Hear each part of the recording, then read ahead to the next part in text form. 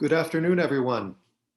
My name is Michael Berry. I am director of the UCLA Center for Chinese Studies, and I would like to take this opportunity to welcome everyone to our event today, Resolved, United Nations in a Divided World, a book talk and conversation with Pan Ki-moon, 8th Secretary General of the United Nations. It is our great honor to host the Secretary General for this very special event, and we thank him for taking the time to interact with members of the UCLA community. On a personal level, this is also a very special event for me. A long time ago, my first real job after graduating college was actually at the United Nations headquarters in New York. I gave lectures and tours for the Department of Public Information, and it was always a special treat if we were able to catch even a slight glimpse of the Secretary General at the time during one of our tours. At that time, Kofi Annan was the Secretary General, and it's so special today, all these years later, to be in the same virtual space with his successor, Secretary General Pan Ki-moon today. The format for today's event will be a moderated dialogue with the Secretary General responding to questions posed by Cindy Fan and myself. During the final 15 minutes, we will open the floor to audience questions. If you have a question, please utilize the Q&A box located at the bottom of your screen to post your question. Thank you to all the individuals and campus offices who made this event possible. The Office of the Chancellor, the International Institute, the Center for Chinese Studies, and the Center for Korean Studies. Also special thanks to Jennifer Lyons, Chancellor Jean Block, Vice Provost Cindy Fan, Esther Zhou, Professor Nam-Hee Lee, Jackie Daniels, and of course, our special Secretary General Pan Ki-moon. At this time, I would like to introduce Vice Provost Cindy Fan. Dr. Fan is a professor in the Department of Geography. Her work explores topics related to population, migration, regional development, gender, ethnicity, and China. As Vice Provost for International Studies and Global Engagement, Dr. Fan is responsible for UCLA's global strategy, international partnerships, and global engagement. She's the author and editor of numerous books and articles, including China on the Move, Migration, and the State and the Household. Please join me in welcoming Vice Provost Cindy Fan. Thank you so much, Michael. It's a great pleasure for me to participate in this important event on unity and divisions in the world and featuring such a distinguished speaker, former UN General Secretary Ban Ki-moon. Thank you again, Professor Michael Berry and Ms. Esther Zhou of the Center for Chinese Studies and other campus partners for organizing today's event. This event is clearly aligned with UCLA's mission as a public research university, namely the creation, dissemination, preservation, and application of knowledge for the betterment of our global society. University's mission cannot be achieved without a commitment and enthusiasm from its top leadership. And we are fortunate to have a chancellor who is a champion of a university's global mission. It is my distinct honor to introduce Chancellor Jean Block. Jean Block became Chancellor of UCLA in August 2007. As Chief Executive Officer, he oversees the university's three-part mission of education, research, and service. And he has defined academic excellence, civic engagement, diversity, and financial security as top priorities for his administration. And he's also a champion of public universities, particularly dedicated to access and affordability for undergraduate students. And under Chancellor Block's leadership, UCLA has been named the #1 public university in the United States, has grown its profile internationally, and receives more than US $1 billion in research grants annually. An expert in neuroscience, Chancellor Block's current research focuses on the effects of aging in the nervous system and how it impacts biological timing in mammals, including humans. He holds faculty appointments in psychiatry and biobehavioral sciences in the David Givens School of Medicine at UCLA, and in integrative biology and physiology in the UCLA College of Letters and Science. Chancellor Block. Thank you, Cindy and Michael. I hope I can be heard. I couldn't hear you for a moment there, so I hope I'm okay. Great. I'm delighted to introduce our guest of honor, former UN Secretary General Ban Ki-moon. I had the pleasure of presenting Secretary General Ban with our campus's highest honor, the UCLA Medal, back in 2010. In his remarks to campus at that time, he stressed the need for global action and solidarity on pressing international problems. And he emphasized that younger generations have a particularly important role to play. Well, that message rings even truer today. As we slowly emerge from the COVID-19 pandemic and continue to face other existential threats, collaboration across borders has only grown. This year highlighted the interconnectedness of modern society and the need for us to think of ourselves as citizens of the world, not just citizens of nations. UCLA students and other young people are the future policymakers, corporate and nonprofit leaders who have to confront climate change, global poverty, international conflict, and even now new pandemics that certainly will occur. So helping instill in them an international mindset is absolutely critical. Mr. Bond has been a model for this kind of global thinking throughout his life and career. The 8th Secretary General of the United Nations from 2007 to 2016, he advocated forcefully for women's rights and gender equality, advanced the anti-poverty aims of the Millennium Developmental Goals, and enacted the 2007 Climate Change Summit, bringing that critical issue to the forefront of the global agenda. He also built up the stature and reach of the UN in achieving greater transparency and efficacy within the organization and allowing it to better serve its goals in advancing human dignity and making the world a safer and more equitable place.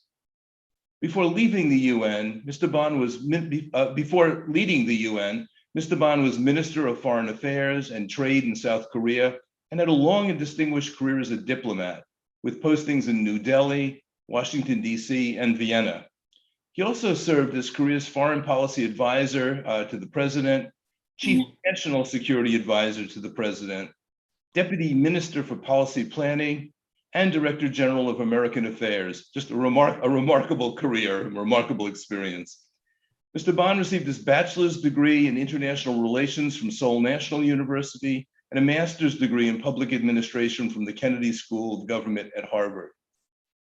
Mr. Bond's autobiography, Resolved, Uniting Nations in a Divided World, is a personal account of his connections to the UN. His history is compelling and uplifting.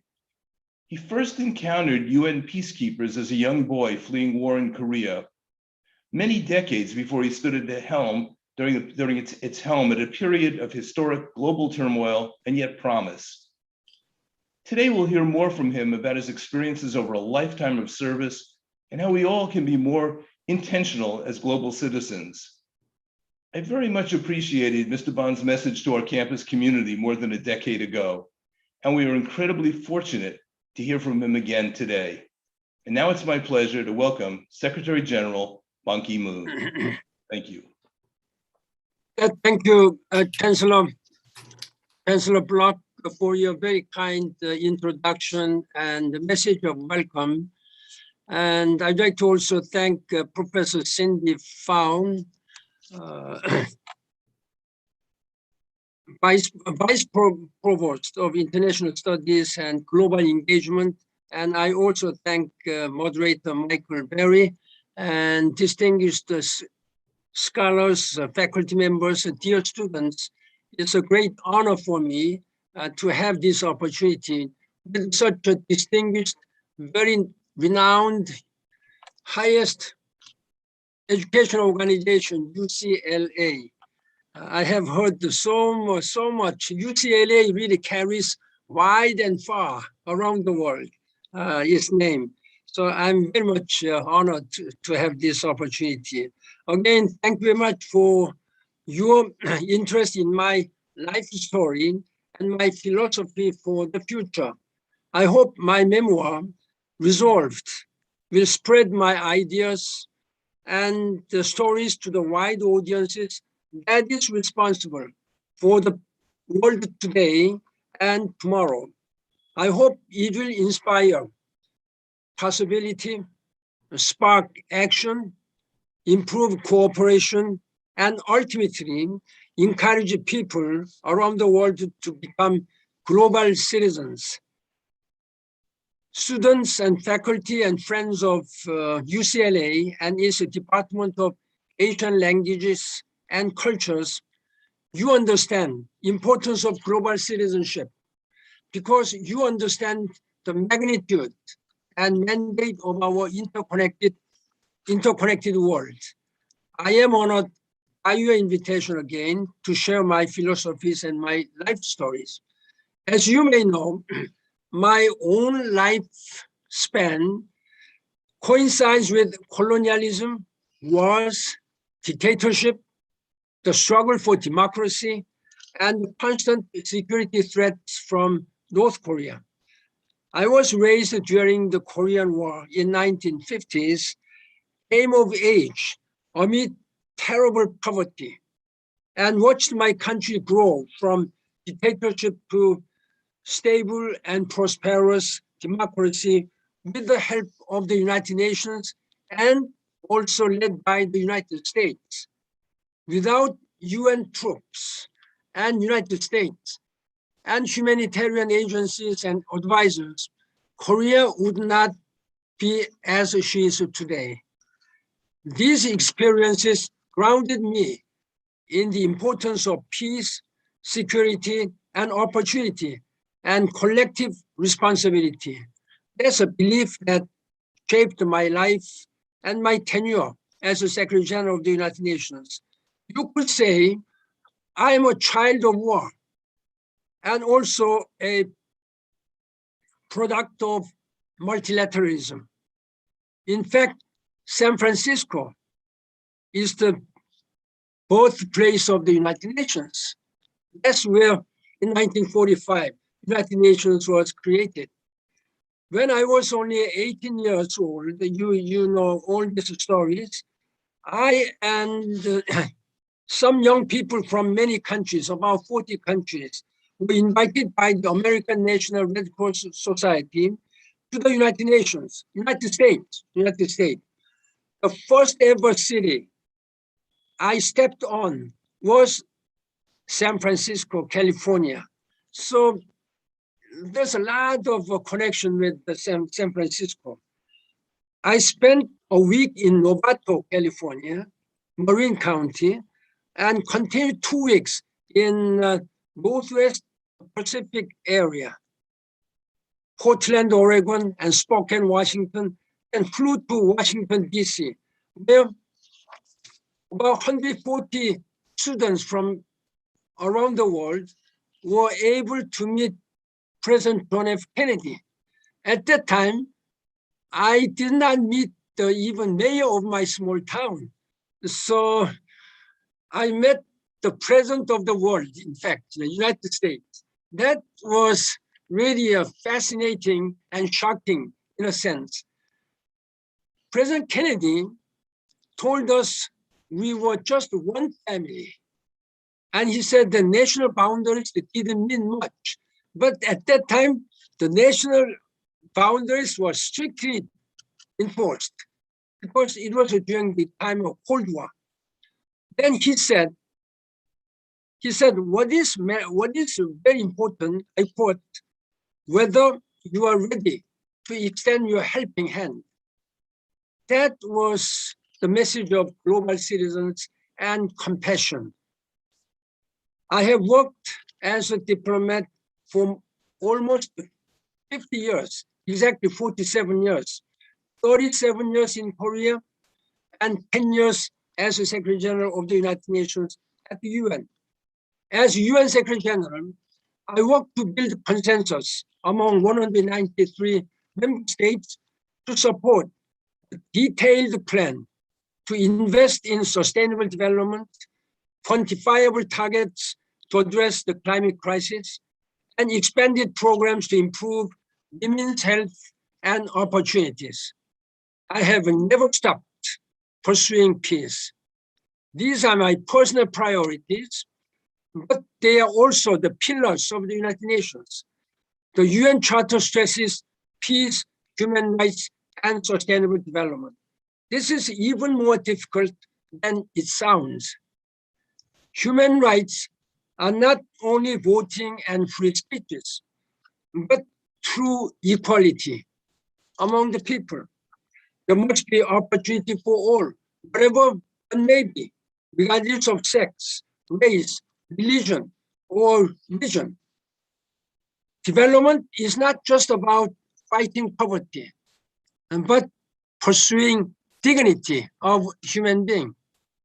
No person can achieve their potential without good health, quality education, as we are providing, sanitation, decent job, enough food, and sustainable environment.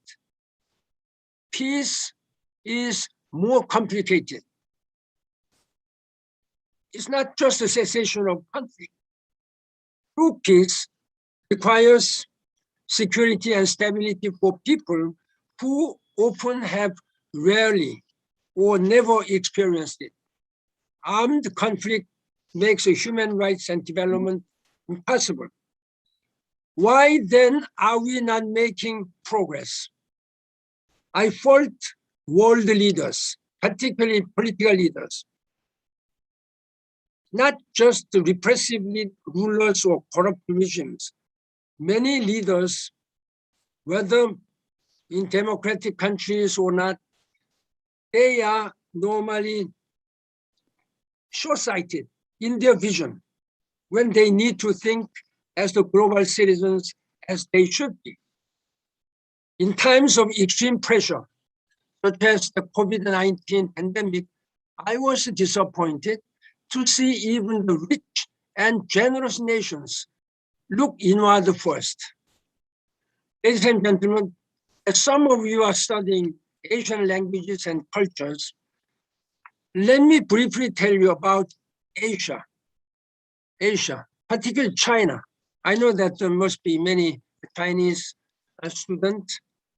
Beijing is no longer focused on domestic issues only, but has in the last 20 years, has surfaced as a dynamic leading country in global affairs.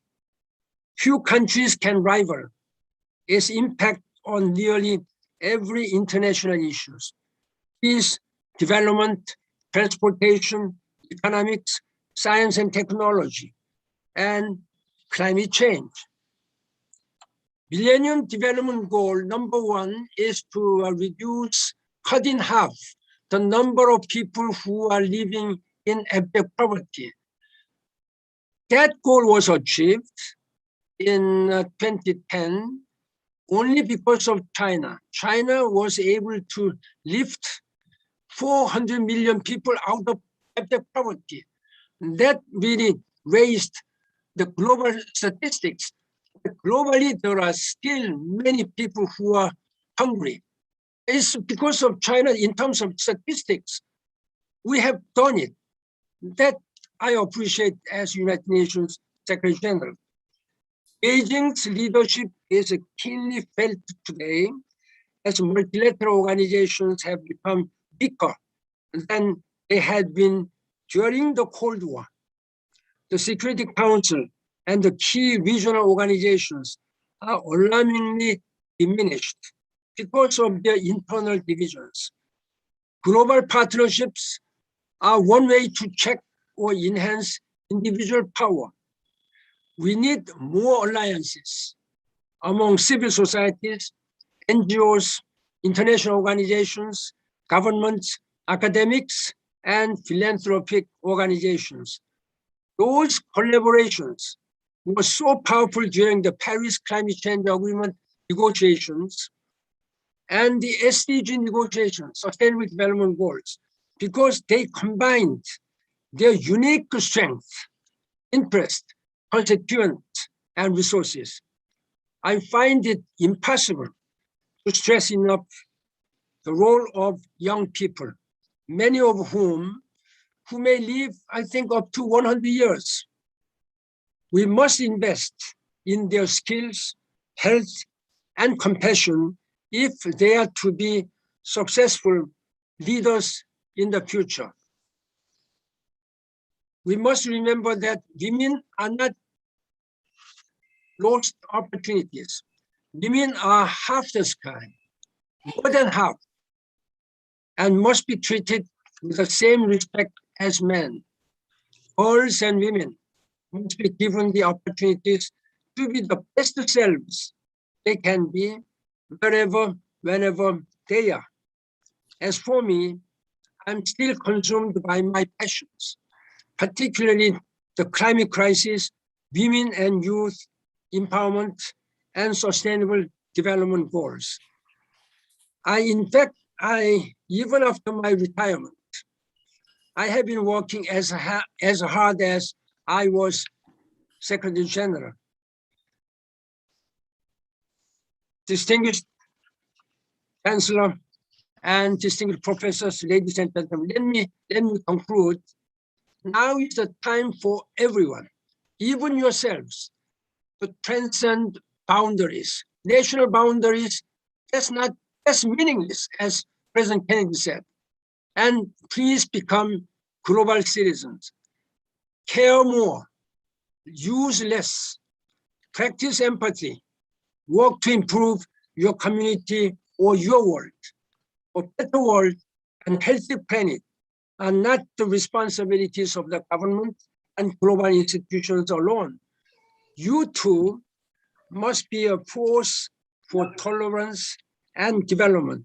We need you if we are to make this ambitious mission possible. Let us work together to make this world sustainable, where all the citizens can live sustainable and healthy way.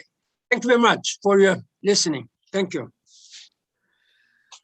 Thank you so much, Secretary General. The second part of our program will be a dialogue with the Secretary General, with Professor Fan and I will alternate with questions. And I'm going to open your new book, Resolved, a really incredible account of your life, your work in diplomacy at both the United Nations and beyond. The book, however, was completed, I believe, before the COVID-19 outbreak. And with this terrible health crisis that has changed the world so much over the last 18 months, the subtitle of the book, United Nations in a Divided World, is quite, I think, appropriate for this current moment, because in some ways, the world has become even more divided after the pandemic. And I'm wondering, how has COVID-19 changed your views when it comes to the challenges of United Nations? COVID-19 taught us very important lessons. First of all, first message is that nobody, no country is an island. We are living together. The second message, we have not cared our nature. The human being just greedily developed, and in a way, we just destroyed our ecosystem. That's the lessons. That means, I think nature has given us a very serious message, warning. In fact, I have been, while working as a Secretary General, climate change was my priority, highest priority. I have been speaking to the people loud and clear. The nature has its own way. We cannot go against it. We have to follow what nature is giving us a message. But people didn't listen. By the time we listened and agreed upon this Paris Climate Change Agreement, that was the moment when the world's people were united, leaders united. But what happened? The strongest and number one leading country, United States, withdrew from this Paris Climate Change Agreement. Then every country was going for oneself during the last 4 years. I think we really betrayed what nature has given us privileges. I think we have to listen and learn hard lessons. I've been saying that COVID-19 climate change is two sides of one coin. Two sides of one coin. So that's the hard lessons which we are now learning by suffering ourselves. Thank you. Cindy? Yes, thank you, Secretary General Ban Ki-moon. And, I was so struck by your speech, your remarks, because I think what you said about global citizenship speaks directly to our students. In the university, we're in a special position to be able to help our students to become or to think like global citizens. And earlier, Chancellor Block's remarks, he also talked about global literacy and the need for us to think of ourselves as citizens of the world. And you talked about care more and use less, be more tolerant, and be willing to lend a helping hand. And these are great, great, great values. But my question is, but you also talked about politicians being short-sighted. So how do we actually, bring these ideas to reality? How do we fill in the missing links between what we want to do and what actually might happen? Jokingly speaking, I wish we could be able to educate our leaders when they are elected to some political position. They should come to highest institutions like UCLA or some other university and learn.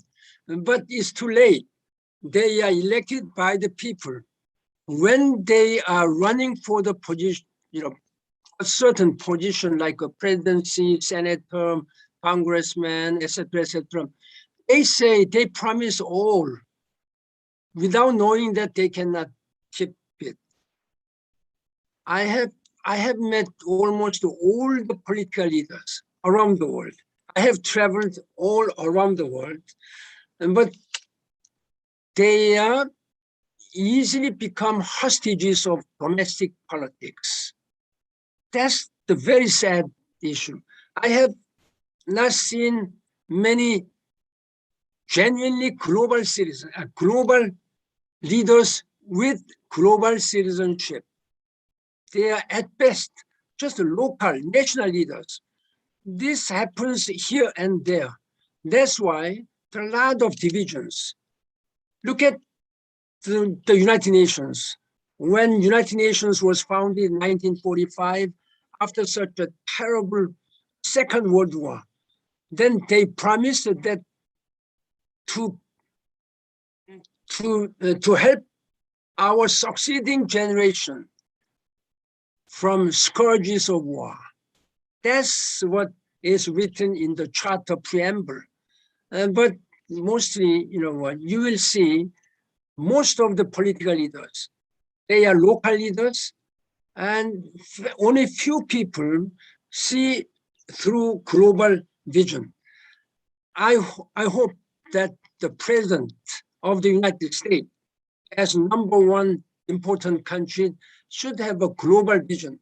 I am very happy, relieved that President Biden has taken, immediate actions to return to multilateralism. As I said, multilateralism is a backbone of the United Nations Charter. No country in this world, however powerful, however resourceful one may be, can address all these global issues alone. Can United States can handle these pandemic issues or climate issues? No, we have to work together. All the hands on deck together. That has been my continuing message. I hope the students will learn this message. So when they become, take some leadership role, they should not repeat what we have been doing. Thank you very much. Thank you. One of the, I think, greatest challenges and threats to global stability today is the current diplomatic tensions between the United States and China. We saw what started as a trade war has escalated and turned into almost a new Cold War between these two superpowers. And as this so-called decoupling advances, Also, a lot of other nations are caught in the middle, forced to choose sides or allegiances to one country or another. And I'm wondering, what would your advice be to those of us caught in the middle or in one of these nations, or to the leaders of China and the United States as they navigate an increasingly tense relationship? You see, as one of the Korean citizens, Korea is just, bordering with China, and through 1,000 years, Korea and the Chinese people have been living, harmoniously together. Now, in 21st century, one of the significant changes in the international geopolitical arena during the last 30 years is the rise of China. China's share in global trade in 1995, it was merely 3%. China was taking just 3%. 2018, they took 12% of global trade. That means China has been just rising rapidly through their hard work. They have been providing these days $60 billion to African countries, African states, in 3 years through China African Forum, CAF. I have been participating in this summit meeting. Belt and Road Initiative has also raised China's political profile significantly. Now, I think this kind of rapid rise in terms of political and economic and social field, Chinese people might have felt some sort of sense of pride and confidence. That's only natural. Now, I am very worried about whatever it may be called, rivalry or conflict between United States and China. Now they are, by any standard, G1, G2 in terms of economic, in terms of military power. Even when it comes to population, then China is just number one. But in any way, by the standard of wealth and power, global power, they are number one and number two. I am very concerned since the days of President Trump, now even President Biden time, there's some conflict between the two countries. I have been thinking why this is now happening. Maybe this is my theory. We may characterize into three C's. One C is a confrontation. Another second C is competition. Third C is a cooperation. Then what should be the best way? I think the two countries should cooperate. I know that there is some confrontational aspect in the field of values and principles, such as democratic governance, human rights, and geopolitical issues like such as South China Seas and Taiwan Strait issues. So these are something which has been surfaced, and most people are talking about only this one. There are some competition in a good sense. Global trade, as I have already explained, science and technology. They are now competing in outer space experiment, like they are now going to Mars, etc., etc. Then it's always good to compete each other in a good sense, fair way. Now, cooperation, this is very important at this time. Addressing global challenges such as climate change, COVID-19, and other sustainable development goals. United Nations has presented 17 sustainable development goals. This is the area all the countries, not to mention China and the United States, 193 member states, to fully cooperate. Now, if China and United States really cooperate in this cooperative field, climate change, I think we can do it. I'll give you some good example. I believe, as a former Secretary General, looking back, the Paris climate change would never been possible without President Obama and President Xi Jinping working together. China is the #1 emitting country. #2 is the United States. So #1 and #2, combining two countries, it takes 42% of total global emission. So the rest of 191 countries, there are more than 193, or 220 countries. I think they can be just the minimal. European Union takes a lot. India, Japan, Germany, they are taking some. But nobody can beat in terms of this. When two countries really work together, we were able to declare the adoption of a climate change agreement. This is by far the most important and significantly crucially important international agreement by this time. Therefore, I believe that in the course of working together among the US, China, European Union, we may expect more forward-looking position on the issue relating to fundamental values of all these democratic rule and human rights issues. I think they can discuss it this way. Today, I had some Zoom meeting with John Kerry, who is now a special envoy or president, who has emphasized the importance of China, in particular working together on this climate and other global issues. So this is my message. So let us not much disappointed by what is happening political level. I am urging political leaders first look for the area for common cooperation. And then while working together, they will be able to expand the area of scope of mutual trust and in other areas. Thank you.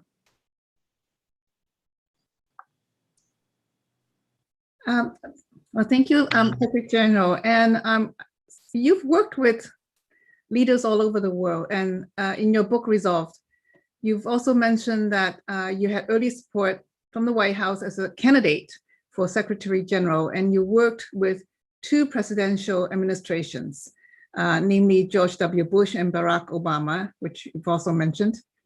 Can you comment on the present time, the relationship between the current United States administration and the United Nations? I think I have been working very closely with President Biden when he was vice president. Of course, he was vice president under President Obama. So my relationship didn't have much more support from US government. Now, US government is a host government of the United Nations. At the same time, in terms of political influence, economic influence, I think #1, the partner. So without such a strong support from US government, Secretary General of the United Nations or UN system itself would find it very difficult. Now, I had worked with George Bush before that. Somehow, to my impression is that Republican administration, they didn't have much appreciation about the climate change. So it was a little bit hard for me to convince President George Bush. But in the end, he became a strong supporter. And it was succeeded by President Obama. Then it was President Obama's time when we were really able to accelerate this process. Now, sometimes I'm looking back, what would happen had had this Paris climate change agreement didn't come into force before President Trump took power. So if I think that kind of a scenario, my heart sometimes sinks. Why? It was November 4th, 2016, when Paris climate change agreement came into force. It was just less than 2 months before President Trump became president of the United States. He immediately withdrew from this Paris agreement. Had he been elected earlier, and then I don't think we will have, by now, we will not have a Paris climate change agreement. So I was quite lucky. That was possible. I'm just saying, clearly, because US, China work together, hand in hand. And on September, it is all historical record, September 3rd, 2016, during the G20 summit meeting in Hangzhou, those two presidents, at the invitation of President Xi Jinping, just presented to me, submitted to me, the ratification, instrument of ratification of China and United States. That has become 42% altogether.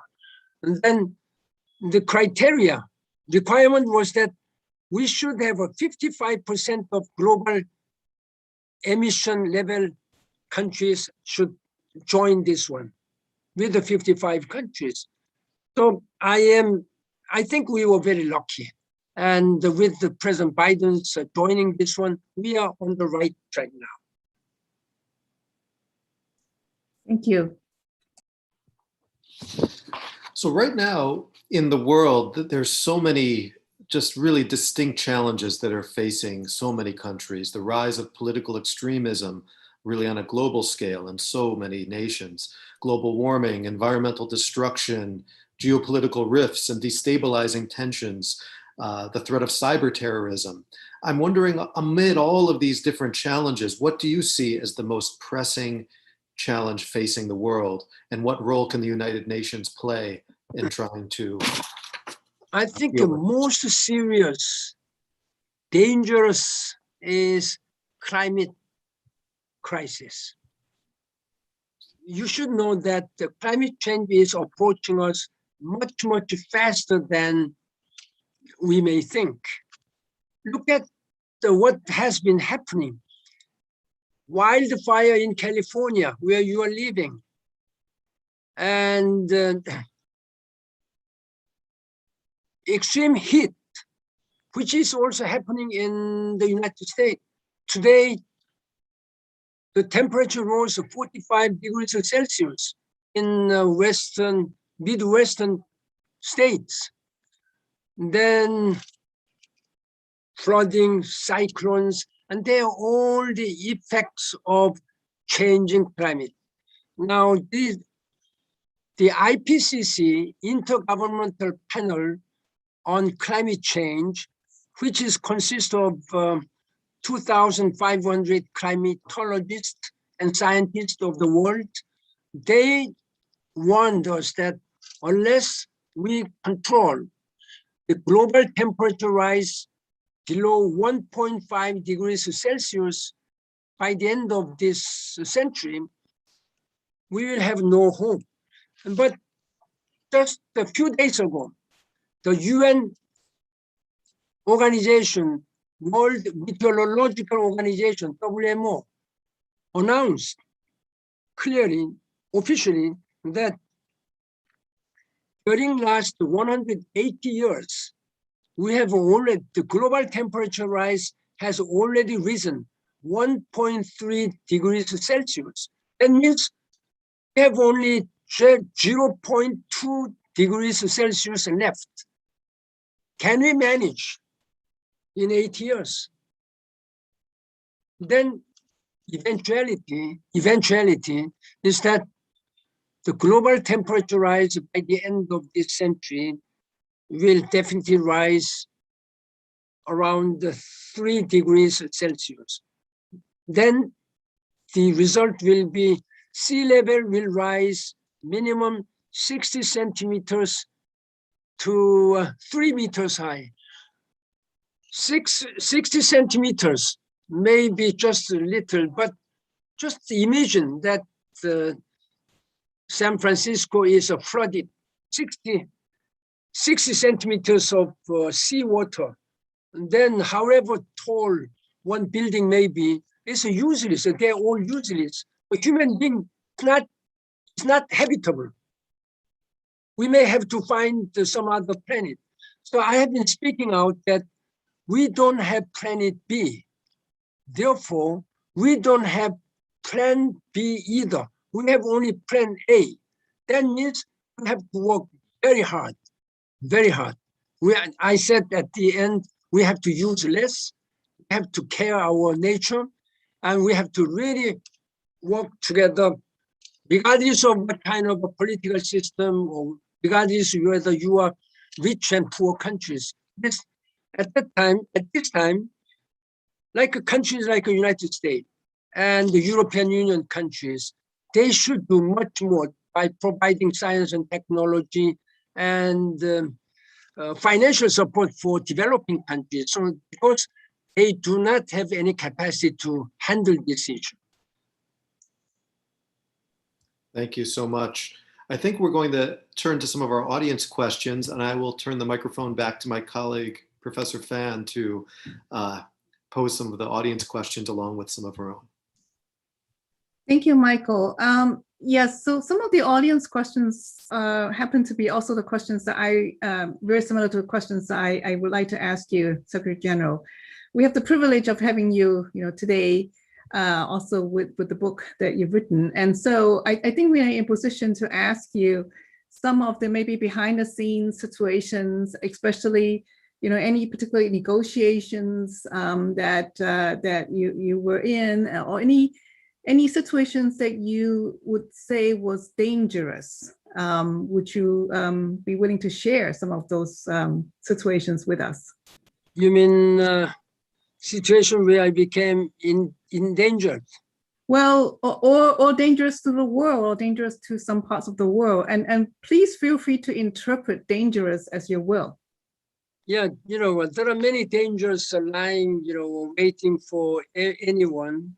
But for me, as a Secretary General, I also become easy target for any ill-natured, terrorist groups, or some groups who are under oppression, etc., as a way to express their,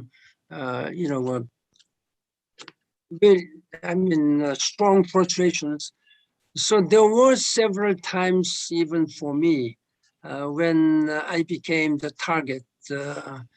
At the first year in 2007, when I was visiting Iraq, I didn't realize that there was a strict rule that my interview should not be on live.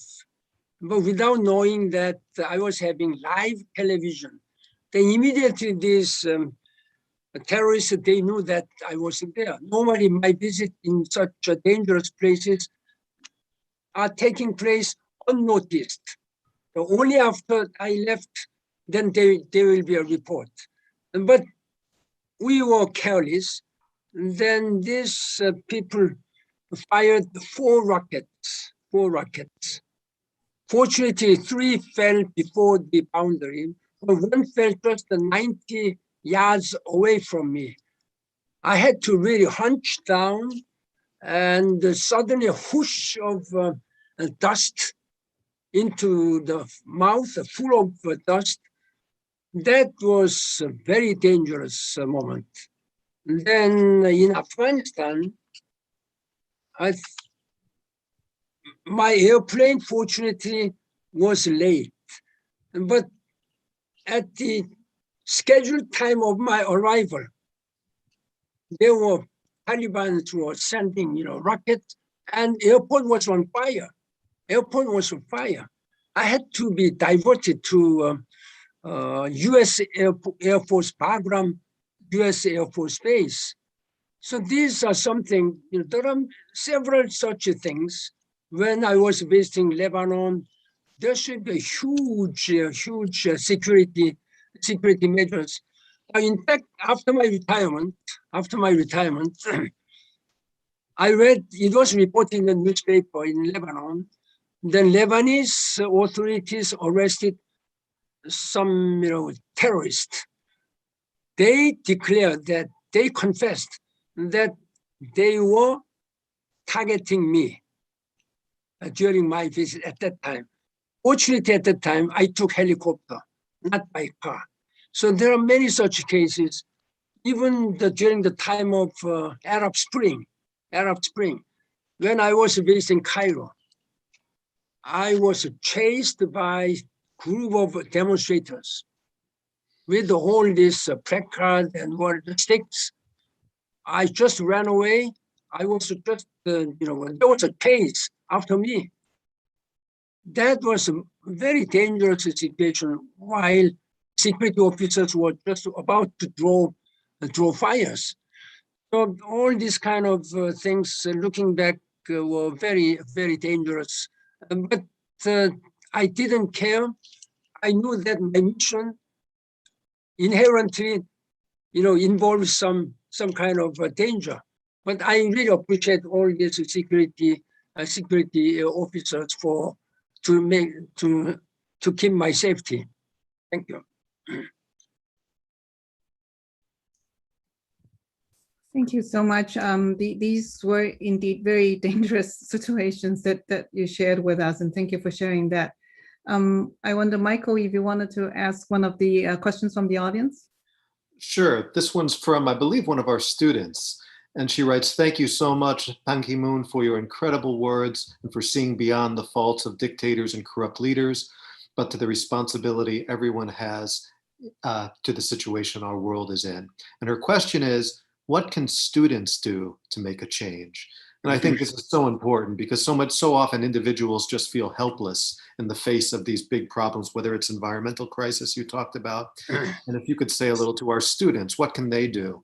That is a very important question. I know that many students may have a sense of frustrations by seeing what is now happening. But as I said in my opening statement, it is you, student, who will bear all these responsibilities, what is now happening and what will happen in the future. Our generation will soon, have to disappear, if I may say. So you must be ready. You must prepare to become a global citizen. That is why the first thing I did after my retirement was to establish Ban Ki-moon Center for Global Citizens in Vienna, Austria. Why? Because that's the place where one of the UN headquarters is located in Vienna. So I thought that there should be a good way of cooperation.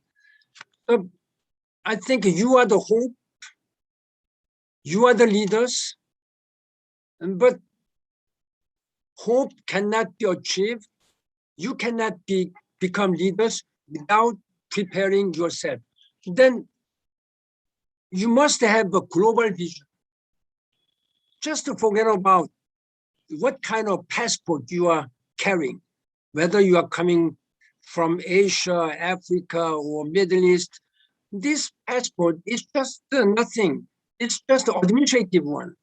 You are global citizen. You have to work for world peace, world development, common development, and also everything for global one. I mentioned about women and girls. Now, traditionally, during last tens of thousands years, women have been regarded as, just not important second-class citizens like this. But we are living in 21st century.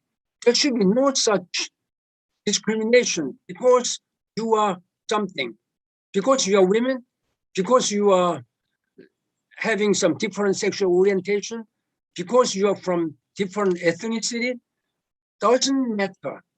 You are just one of the global citizens. So have a global vision, have a strong passion. If young people do not have passion, you are no longer a young person. But passion does not mean all. You must have compassion. As President Kennedy said, the question is whether you are ready to extend your helping hand. Your helping hand means you have to live harmoniously, you have to help people nearby. Whoever may be in a position, in a very difficult situation, then you have to extend your helping hand. That is a compassion. So passion and compassion with a global vision, I'm sure that you can become a great global leaders.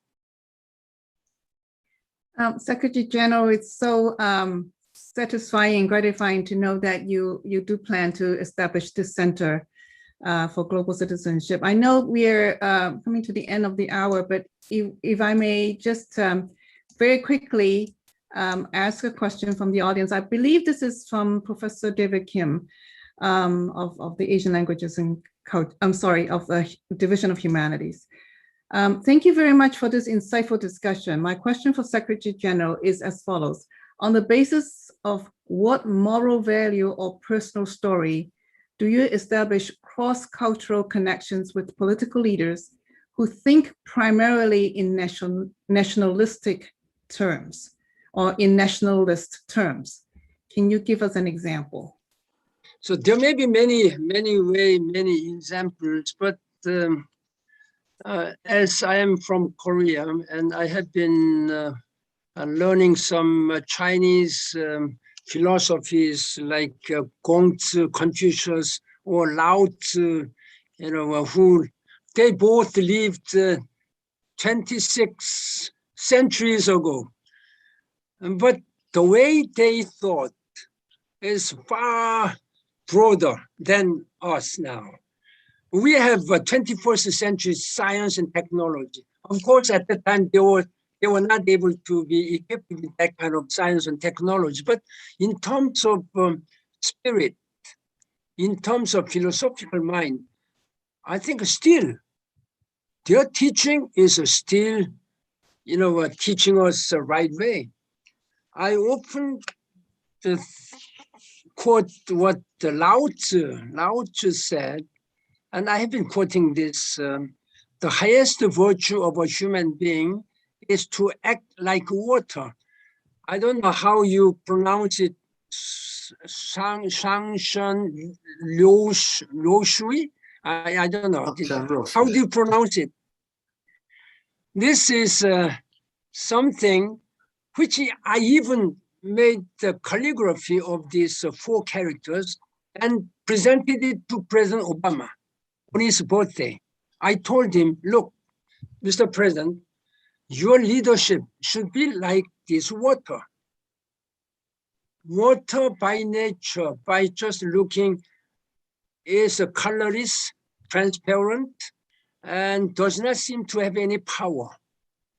Water does not confront unnecessarily, but when it is absolutely necessary, water can change everything, trips anything. In our nature, there are 5 elements.